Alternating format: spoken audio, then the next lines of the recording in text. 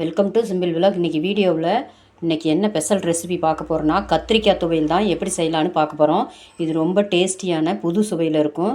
கட்டாயம் வீடியோ முழுமையாக பார்த்துட்டு இதே மாதிரி கத்திரிக்காய் வச்சு டிஃப்ரெண்ட்டான டேஸ்ட்டில் ஒரு தடவை துவையல் அரைச்சி பாருங்கள். இது சாதத்துக்கு வேறு லெவலில் இருக்கும். வீடியோவை முழுமையாக பாருங்கள். பார்த்துட்டு கத்திரிக்காயை வச்சு இதே மாதிரி ஒரு தடவை துவையல் ட்ரை பண்ணி பாருங்கள். கட்டாயம் உங்களுக்கு எல்லாத்துக்கும் பிடிக்கும். அந்தளவுக்கு இது அல்டிமேட்டான டேஸ்ட்டில் இருக்கும். வீடியோவை லைக் பண்ணுங்கள், சப்ஸ்கிரைப் பண்ணுங்கள். வாங்க வீடியோக்குள்ளே போய் இந்த டிஃப்ரெண்ட்டான டேஸ்ட்டுடைய கத்திரிக்காய் துவையல் எப்படி செய்யலான்னு பார்க்கலாம். இந்த துவையலுக்கு கத்திரிக்காய் கழுவிட்டு இந்த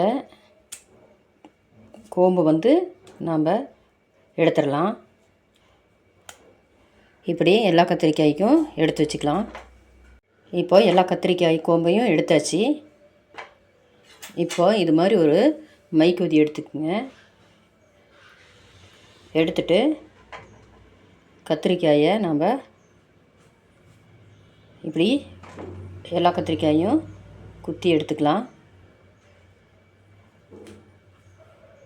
இப்போ கத்திரிக்காயெல்லாம் மைக்கூதியில் குத்தி எடுத்தாச்சு. இப்போ நம்ம அடுப்பு ஆன் பண்ணி சுட்டு எடுத்துக்கலாம்.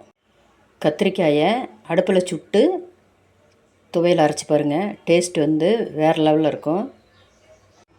இந்த மாதிரி நல்லா சுட்டுக்கணும். இப்போ சுட்டதை எடுத்துட்டு மேல் தோல் உரித்து எடுத்துக்கலாம்.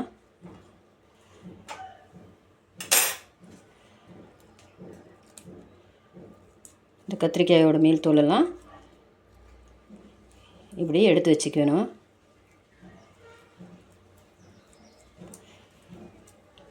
இது நல்லா வெந்ததுன்னா தானாகவே மேல் தோலெல்லாம் வந்துடும். இப்படி எல்லா கத்திரிக்காயும் தோல் எடுத்து வச்சுக்கலாம். கத்திரிக்காய் எல்லாத்தையும் உளிச்சு எடுத்தாச்சு. இப்போ இது ஒரு ஓரமாக இருக்கட்டும். இப்போ அடுப்பு ஆன் பண்ணிவிட்டு ஒரு கடாய் வச்சுக்கலாம். கடாய் சூடானதும் இதில் 1 டேபிள் ஸ்பூன் அளவுக்கு எண்ணெய் சேர்த்திக்கலாம். எண்ணெய் சூடானதும் இதில் பெரிய வெங்காயம் கட் பண்ணி வச்சுருக்கிறேன். இதையே இதில் சேர்த்திக்கலாம். சின்ன வெங்காயம் பெரிய வெங்காயம் ரெண்டில் எது வேணாலும் சேர்த்திக்கலாம்.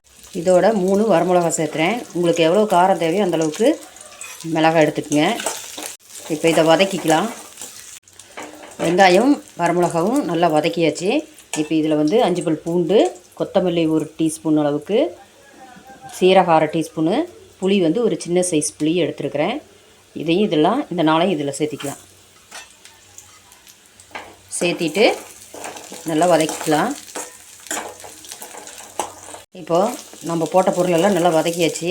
இப்போ கடைசியாக கருவேப்பிலை கொஞ்சமாக போட்டு நல்லா மிக்ஸ் பண்ணி விட்டுட்டு ஸ்டவ்வை ஆஃப் பண்ணிக்கலாம். இப்போ இதை ஆற வச்சு ஒரு மிக்ஸி ஜாரில் சேர்த்திக்கலாம். நல்லா ஆற வச்சாச்சு. இப்போ ஒரு மிக்ஸி ஜாரில் இதை சேர்த்திக்கலாம்.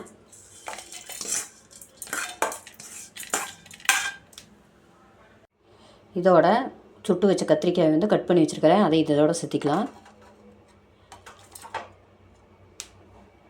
தேவையான அளவு கல்லுப்பு சேர்த்திக்கலாம். இப்போது அரைச்சிட்டு வந்துடலாம். கத்திரிக்காய் துவையல் அரைச்சாச்சு.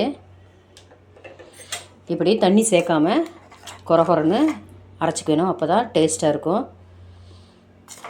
இப்போ அரைச்ச கத்திரிக்காய் துவையலை தட்டில் மாற்றிக்கலாம்.